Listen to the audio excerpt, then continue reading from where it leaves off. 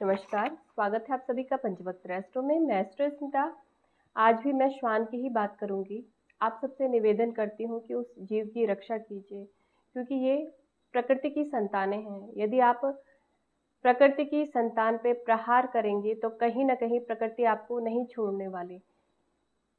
ये महाविनाश के संकेत होते हैं जब मनुष्य पशुओं पे प्रहार करना शुरू कर देता है। यदि आप खुद को सनातनी मानते हैं तो सनातनी बनिए। मैं आपको एक कहानी सुनाती हूँ कि सनातन धर्म क्या है और क्या है सनातन धर्म की गरिमा। राजा शिवी का नाम तो आपने सुना होगा। राजा, जब हम धर्मपरायण राजाओं की बात करते हैं तो राजा शिवी और राजा हरिश्चंद्र का नाम सबसे पहले आता है। इनका जिक्र महाभारत में भी है और रामायण में भी है। राजा शिवी की जो कहानी है उसके अनुसार एक बाज और कबूतर उनके पास आता है। ये जो कबूतर होता है वो देवराज इंद्र होते हैं और जो बाज होता है वो अग्निदेव होते हैं। वो परीक्षा लेने के लिए राजा शिवी के पास आते हैं, क्योंकि चारों तरफ राजा शिवी की ख्याति होती है उनकी धर्मपरायणता के लिए। वो उनकी परीक्षा लेने के लिए आते। वास्तव में इनको ये धर्मपरायण है, सिर्फ ये मनुष्यों के लिए ही धर्मपरायण है या पशु पक्षियों के लिए भी है। तो जो राजा इंद्र होते हैं वो कबूतर के रूप में राजा शिवी के गोद में बैठते हैं और उनसे बोलते हैं कि जो ये बाज है ये मेरे पीछे पड़ा हुआ है, ये मुझे खा लेगा। तो राजा शिवी बाज को मना करते हैं कि तुम इसको नहीं खा सकते हो। तब बाज राजा शिवी से कहते हैं कि ये मेरा शिकार है और इसको मैं खा के ही रहूँगा। यदि आप मुझे इसको नहीं दोगे तो मैं आपको खा लूँगा। तो राजा शिवी बोलते हैं कि कोई बात नहीं, मैं तुम्हें अपना मांस देने के लिए तैयार हूँ। तुम्हें कितना मांस चाहिए? तो बाज कहता है कि मुझे इस कबूतर के भार के बराबर मांस चाहिए। तो वो तराजू रखते हैं। एक पलड़े में कबूतर होता है और एक पलड़े में राजा शिवी अपने एक हाथ का मांस निकाल करके रखते हैं। लेकिन तब भी कबूतर वाला पलड़ा ऊपर होता है, नीचे नहीं आता है। वो मांस फिर वो दूसरी भुजा काटते हैं अपनी। पहले एक भुजा काट करके तब भी एक पलड़ा नीचे नहीं आता है जिसमें कबूतर बैठा होता है। उसके बाद वो दूसरे हाथ का मांस निकालते हैं, तब भी नीचे नहीं आता है। जब वो देखते हैं कि ये पलड़ा तो नीचे ही नहीं आ रहा, वो स्वयं उस तराजू में बैठते हैं कि मैं स्वयं को ही तुम्हें देता हूँ, मुझे खा लो। जब ये देख करके जो इंद्र होते हैं और अग्निदेव होते हैं, दोनों ही अपने स्वरूप में आते हैं। तो इस कहानी सुनाने का मेरा जो ध्येय था ये बताना था कि ये सनातन है। ये सनातन की गरिमा को बनाए रखने वाले दिव्य आत्माएं थी, जहाँ पर पशु पक्षियों का संरक्षण हो रहा है, उनको मारा नहीं जा रहा है। जबकि जो बाज मारने के लिए आया था कबूतर को, और बाज को कोई पालता नहीं है, फिर भी उन्होंने उसकी रक्षा के लिए अपना मांस देना ज़्यादा मुनासिब समझा उनको, क्योंकि वो सबके लिए इक्वल, उनका धर्म का जो आधार था, धर्म के जो सिद्धांत थे, दोनों के लिए इक्वल थे। वो मनुष्यों के लिए भी उतने ही समान थे जितने कि पशु पक्षियों के लिए। लेकिन आज के समय में जो हम सनातन की परिभाषा है, हम एक लंबा सा टीका लगा लेते हैं, बोलते हैं जय श्री राम। लेकिन उस राम का हम मर्म नहीं समझते। राम क्या है? राम हमारे हृदय की सत्यता है, प्रेम है, जो है ही नहीं। हम उस तरह जीवन जी रहे हैं जैसे एक कहानी सुनी होगी आपने, रंगे हुए सियार की। सियार खुद पे रंग लगा लेता है, लेकिन जब उसका वो पानी में जाता है तो उसका रंग छूट जाता है, तब पता लगता है ये सियार है। तो वही स्थिति आज हमारी भी है। हमें पता नहीं है धर्म का मर्म क्या है। जो दया का भाव होता है वो ईश्वरीय गुण है, वो गुण है ही नहीं। हम उस जीव की हत्या कर रहे हैं इसलिए कि उसमें रेबीज है, और उसी को नहीं मार रहे, उसकी जाति के सभी कुत्तों को इकट्ठा करके हम एक जगह रख करके उनके साथ न जाने क्या क्या कर्म कर रहे हैं। और हमारी अंतरात्मा नहीं हिल रही है, हमें बिल्कुल भी ये आभास नहीं हो रहा है कि ये गलत कर्म है।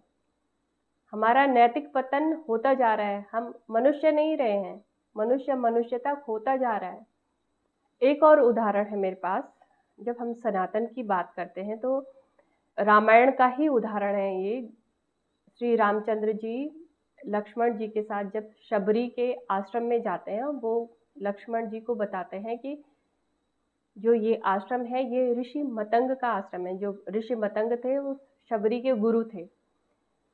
रामचंद्र जी बताते हैं कि ये ऋषि मतंग का आश्रम है। यहाँ के जो सरोवर है उसमें बाघ और बकरी दोनों साथ जल पीते हैं।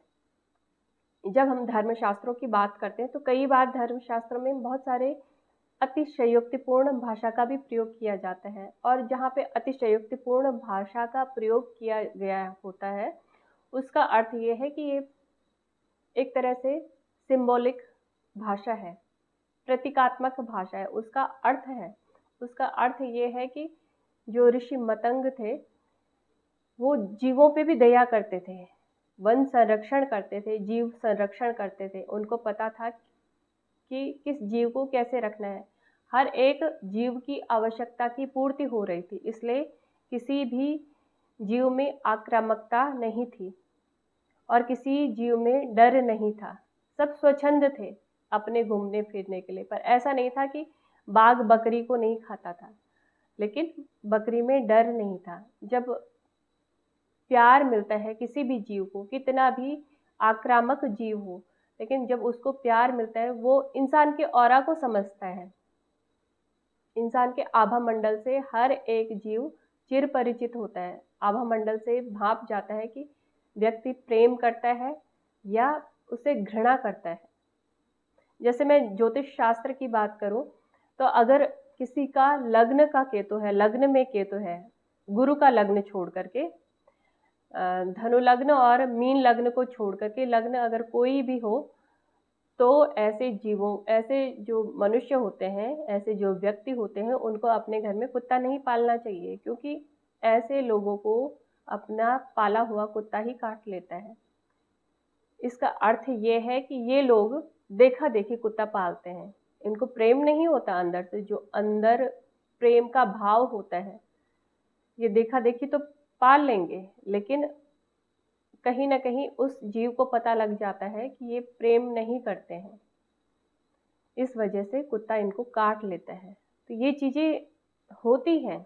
बहुत सारे लोगों को मेरा ऐसा बोलना बुरा लगेगा, ये ज्योतिष में है, ज्योतिष शास्त्र में है। ये लाल किताब ज्योतिष में लग्न का केतु जिसका होता है उसको घर में कुत्ता नहीं पालना चाहिए। वो स्ट्रीट डॉग को भोजन करा सकता है, क्योंकि वो बाहर होते हैं।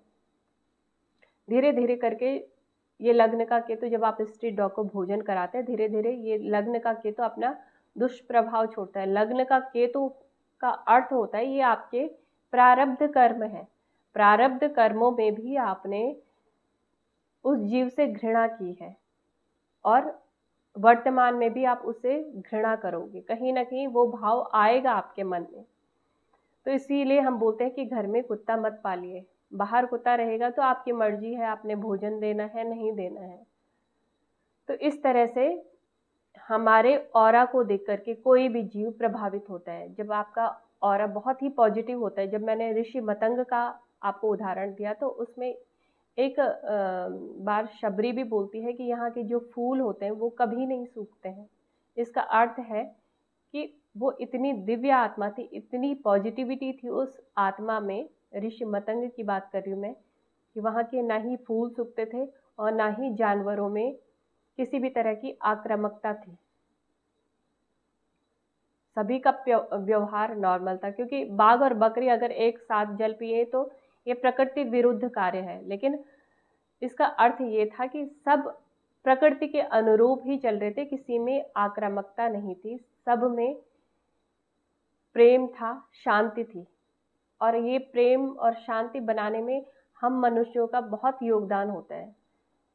जब हम में भी आक्रामकता आती है तो ये प्रकृति में फैलती है, प्रकृति के जीवों में भी ये आती है, और धीरे धीरे करके वो जीव हम पे अटैक करते हैं। हम उनको क्या दे रहे हैं, बदले में वो हमें वही देते हैं। हमारे धर्म शास्त्रों में कहा गया है अहिंसा परमो धर्म। बहुत से लोग बोलते हैं हमें तो सिर्फ यही बताया हुआ है अहिंसा परमो धर्म, ये तो पूरा श्लोक बताया ही नहीं गया है, इसमें तो ये भी है धर्म हिंसा तथैव च। मतलब धर्म की रक्षा के लिए हमें हिंसा करनी चाहिए। हम कर सकते हैं धर्म की रक्षा के लिए, पर हम ये नहीं जानते धर्म क्या है और ये श्लोक का अर्थ क्या है। क्योंकि जितने भी उपनिषद हैं, अहिंसा परमो धर्म को ही प्राथमिकता दी गई है। वो इसलिए दी गई है कि जो धर्म हिंसा तथा वजह, सबसे पहले हमें धर्म का अर्थ समझना जरूरी है। धर्म इस भौतिक संसार का जो पुरुषार्थ है, प्रथम पुरुषार्थ धर्म है। इसके लिए हिंसा करना, अगर हिंसा करना जरूरी है तो करनी चाहिए, ऐसा बोला गया है। लेकिन जिसने अहिंसा परमो धर्म पे जोर दिया, उसका अर्थ ये है कि हमें इस जीवन मरण के चक्र में नहीं फंसना। हमें न किसी से प्रतिशोध लेना है, न क्रोध की हमें भावना है, न ही किसी से मोह रखना है।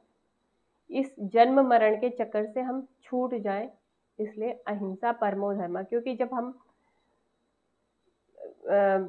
किसी से बदला लेने का सोचते हैं तो सामने से भी प्रतिक्रिया आती है, और ये प्रतिक्रिया कभी खत्म नहीं होती है। अगर आप किसी से, आपके मन में प्रतिशोध लेने की भावना है, तो आपके मरने के बाद भी आपका जन्म का आधार वही बनेगा जिससे आपने प्रतिशोध लेना है। इसीलिए अहिंसा परमो धर्म को ज़्यादा प्राथमिकता दी गई है, ताकि किसी से आपका बैर भाव ही ना हो, फिर से आप इस जन्म मरण के जो ये चक्र है इसमें न फंसे और आप मोक्ष को प्राप्त हो। इसलिए अहिंसा परमो धर्म को प्राथमिकता दी गई है। इसीलिए जीवों पे दया करने की बात भी की गई है कि इन पे हिंसा मत कीजिए। अगर आप उस जीव को आज मार रहे हैं, आपकी मृत्यु का कारण भी वही जीव बनेगा। इस बात को आप गांठ बांध लीजिए किसी न किसी रूप में।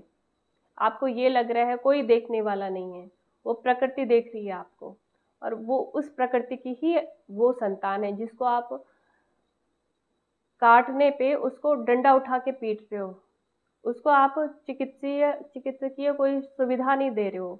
उस जीव को नहीं पता है कि वो बीमार है, उसको हॉस्पिटल जाना है, इसके लिए आप डंडा उठाकर उसको ही खत्म कर रहे हो। लोगों को ये बता रहे हो कि कहीं ये औरों को न काट दे। अगर आपको इतनी ही फिक्र है, इतनी ही मानवता है आपके अंदर, तो उस जीव के लिए आपके पास जरा भी दया भाव नहीं है। आपके मन में जरा भी ये दया नहीं आ रही है कि एक को मारने के एवज में आप कितनों को मारने लगे हैं। सारे ही जीवों को आप बंद करवा रहे हैं और उनकी हत्याएं करवा रहे हैं। आपको बिल्कुल दया नहीं आ रही इस ऐसे कर्म करने में। तो अहिंसा परमो धर्म का जो महावाक्य है, इसको अपनाइए, समझिए, अपने जीवन में उतारिए और ऐसे कर्मों से बचिए कि कहीं आपके इन कर्मों के कारण आपकी भावी पीढ़ी को अत्यंत दुखदायी जो पीड़ा है वो भोगनी न पड़े। ये जीव तो चले जाएंगे, ये खत्म हो जाएंगे, लेकिन आपकी पीढ़ियां बहुत बड़े दुख को भोगेंगी। केतु जो इंसान को जो बीमारियां देता है, कभी न ठीक होने वाली बीमारियां देता है, लाइलाज बीमारियां देता है केतु। और केतु के ही प्रतिनिधि होते हैं ये जीव, जिनको हम श्वान बोलते हैं, कुत्ता बोलते हैं। ये लाइलाज बीमारियां देते हैं। अगर इनसे प्रेम करोगे तो वही बीमारियां अगर आपके शरीर में हैं तो ईश्वर की कृपा से वो ठीक होती हैं। इनसे प्रेम करना सीखिए। नमस्कार।